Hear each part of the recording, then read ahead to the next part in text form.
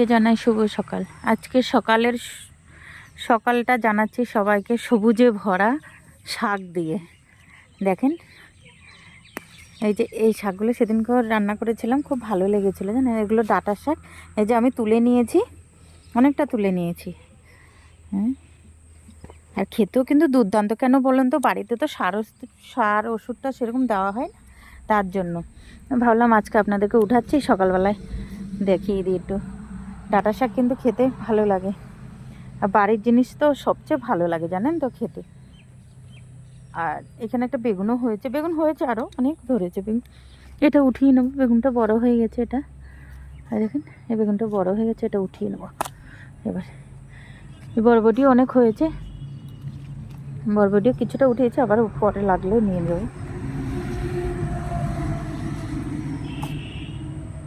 রাখছি বন্ধুরা।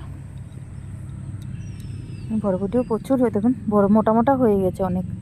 বেগুনে ফুল এসছে ওইদিকে, ওটা কিন্তু কাটা বেগুন, ওটা কাটা বেগুন গাছে ফুল এসছে। বেগুনও ধরেছে, ওই যে নিচে একটা ধরেছে। রাখছি, ভালো থাকে।